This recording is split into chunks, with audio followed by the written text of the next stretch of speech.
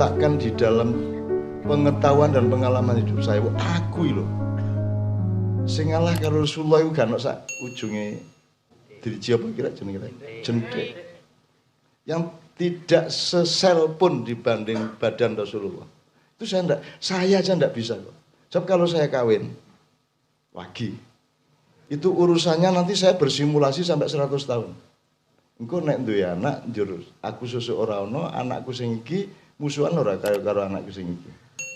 Engko sing siji dadi gubernur, calon presiden, ya. Terus musuhan karo adine sing dari ibu lain. Sampai musuhan pilkada, sampai musuhan royokan pesantren. Itu baru 2. Terus melakukan banyak kesalahan, akhirnya ditanting. Gue harap mlebu penjara apa dukung aku. Akhirnya milih dukung gue, makanya langsung sejam kemudian bikin pernyataan. Begitu. Ini presiden kita ini punya kesabaran seperti Nabi Ayub. Dan seterusnya. Gitu ya. Jadi teman sekalian, saya tidak berani membayangkan itu karena lho iki gue duwe anak. Terus anakku sok-sok piye? Wong anakku sing saka bojo siji wae, aku iki simulasi lho nganti sok-sok. Jangan sampai nanti dia umur sekian terjadi ini, saya harus siapkan sejak sekarang semuanya. Meskipun anak saya tidak banyak. Saya siapkan sampai endingnya, sampai terusnya, regenerasi bahkan sampai 3 generasi saya pikirkan. Sehingga sibuk berpikir itu saja tidak memungkinkan saya libido saya bangkit. Jadi saya memilih esposo wae. Seindah-indah makan masih lebih indah puasa. Kalau saya begitu. Akhirnya tenanan puasa ini nikmatnya luar biasa. Gitu loh. Tidak itu lebih indah daripada iya. Iyanya cuma satu, yaitu Allah. Tidaknya bermiliar-miliar, tidak.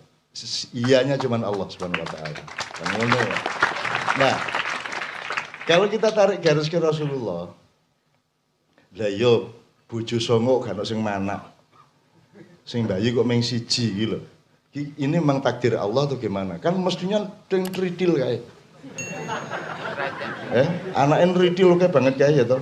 Ini kok mayoritas kok tidak subur kan gitu. Ini kan juga, wah ini apa termasuk mukjizat apa ya? Mongko cacah iranya Jawa meteng ya. Gitu loh. Iki John wis kawin malah ora meteng-meteng, Rasulullah tidak kasih anak laki-laki lagi sama Allah. Ini memang bagian dari polisinya Allah atau bagaimana? Itu. Prabu Brawijaya kelima saja, yang terakhir itu punya anak 117. Ada yang jadi Ki Ageng Mangir, jadi Ki Ageng Gunung Kidul, Ki Ageng Kebumen, Ki Ageng Purworejo, dibagi ke seluruh Indonesia oleh Sunan Kalijogo. Untuk Syekh Belabelu, Syekh Jumadil Kubro, semua itu anaknya Brawijaya. Dari istri yang saya tidak tahu jumlahnya, tapi pokoknya anaknya 117. Lah bayangin, kalau saya punya anak lebih dari sekarang ini. Yang sekarang aja saya tidak bisa didik. Cuman 4 orang ini, sing sulung ku yo ngono. Rumangsane dhek selalu mengeluh, penak po dadi anake bapak. Rumangsamu enak po dadi bapak ya anak. Gitu. Nah dia punya adik gawat lagi, perempuan tidak bisa diatur, tidak pernah mendengarkan satu kalimat lengkap dari saya. Coba, saya baru ngomong 2 kata langsung dipotong. Udah toh nggak usah ngomong, aku udah tahu. Wah piye gitu. Tidak pernah dipuji, tidak mau wis ora gelem pokoknya. Pokoknya dia punya proyek sendiri dalam hidupnya dengan Allah. Udah. Wis aku rute nih kemana aku ya enggak tahu. Lah bayangin kalau saya punya anak sampai 20 Pak Muzamil. Saya harus nyari satu ini hilirnya di mana? Ini hulunya kok begini? Kok dia menempuh ini akan jadi apa kan sekarang gitu. Nek kue seneng teknik sesuk jadi insinyur, kue seneng opo dadi opo kan gitu. Lah kalau anak kita banyak kan sibuk kita. Nah jadi saya enggak bisa membayangkan dengan pola hidup bagaimana Rasulullah punya begitu banyak istri. Teknis saja nggak bisa bayangin. Oh jadi istrinya itu di rumah masing-masing. Kan gitu. Terus Rasulullah menghidupi enggak? Siapa yang memberi makan istri-istrinya? Siapa? Uang amil. Apa? Loh kalau Rasulullah tidak menghidupi istri-istrinya terus bagaimana menjadi contoh teladan bagi kita semua?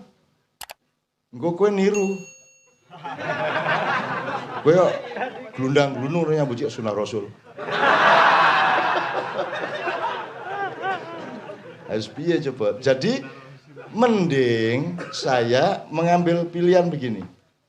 Wallahu alam, saya tidak tahu.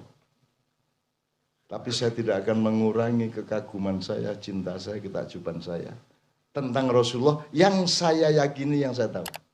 Karena toh saya tidak mungkin tahu persis beliau. Yo apa caranya ngerti? Tinggi badannya berapa kamu tidak tahu kok. Kok takon sing kualitatif. Bagaimana kita tahu? Rambutnya Rasulullah itu panjangnya seberapa, nggak ada yang pernah ngukur. Belum ada meteran. SBY coba. Jadi daripada saya mengandalkan pengetahuan tentang kebenaran, mending saya berada di darul cinta dan keyakinan dan ketakjuban saya kepada beliau. Dan begitu. Nah gitu Pak Muzamil.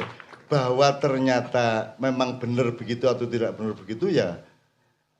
Saya ini kan agak agak berbagi sama Allah itu saya tidak berani ngerebut. Saya kira itu bagian dari indallah, tidak bisa saya verifikasi kalau saya. Gimana wong peristiwa tadi pagi masuk koran siang sudah distorsi kok. Lah kok ini 14 abad, bagaimana enggak distorsi? Distorsinya berapa persen? Tadi saya ngomong-ngomong sama ada tamu-tamu tadi. Berita di koran itu distorsinya berapa persen? Ya 50% minimum memenuhi. Loh kalau 14 abad tentang Rasulullah distorsinya berapa? Wah ya 5 kali, 50 kali. Oh, beratus-ratus persen, ya nih, beribu-ribu persen kalau disebut apa namanya kuantitasnya. Nah jadi teman sekalian, saya tidak harus tahu. Pokoknya menurut akal sehat saya dan nurani saya, kalau Allah mengutus wa ma arsalnaka illa rahmatan lil alamin, maka mesti begini. Kalau tidak seperti itu bukan rahmatan lil alamin. Saya begitu aja. Faktanya apa? Fakta apa? Kamu nggak tahu, saya juga nggak tahu kok. Tapi pasti Tuhan seperti itu. Kalau enggak mungkin. Berarti bukan Tuhan yang bikin, kan begitu. Pasti seperti itu. Ya, saya hidupnya begitu. Emang apa yang Anda yakini benar apa? Ojo menekan Kanjeng Nabi ku Jokowi ku ya ora mudeng.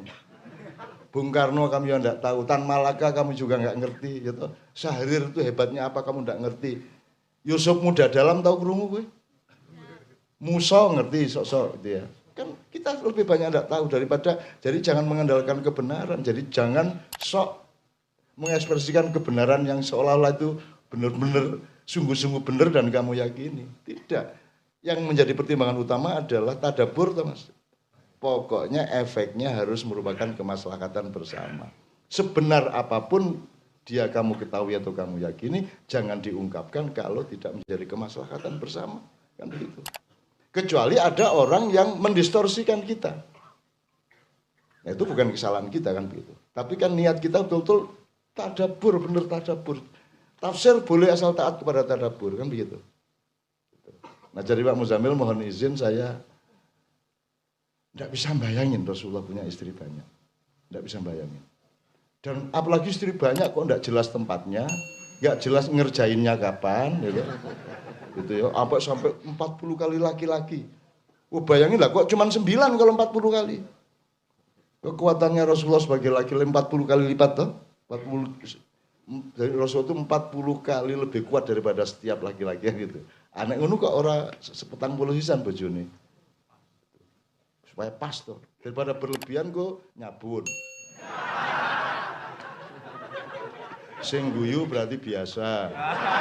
Sing orang guyu wis biasane. Sehingga dia apal untuk tidak tertawa, biasa aja.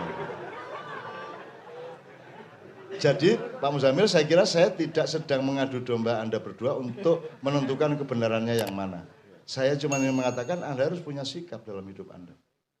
Karena yang terpenting itu adalah iman Anda, keyakinan Anda, cinta Anda, dan tidak berhentinya perjuangan Anda di dalam keyakinan itu. Asal ujungnya adalah tauhid ilallah. Kan gitu. Salah-salahnya saya kira kok enggak masalah gitu. Oh, itu banyak sekali contohnya. Nyun sewu ya Om Jamil. Kayak tadi kan lu masa Quran hanya bisa diakses oleh orang yang menguasai bahasa Arab. Lah terus gunanya Quran apa? Wong dia hudan lil muttaqin. Hudan itu memang harus pakai kata. Apa Allah memberi petunjuk itu hanya melalui kitab? Saya kira kita harus belajar fisika, belajar biologi, belajar urat saraf, belajar macam-macam dalam psikologi, bahwa wong di maiyahan aja Mas. Yang menyimpan memori dari ilmu atau apapun yang kita tangkap kan bukan hanya otakmu, bukan hanya akalmu.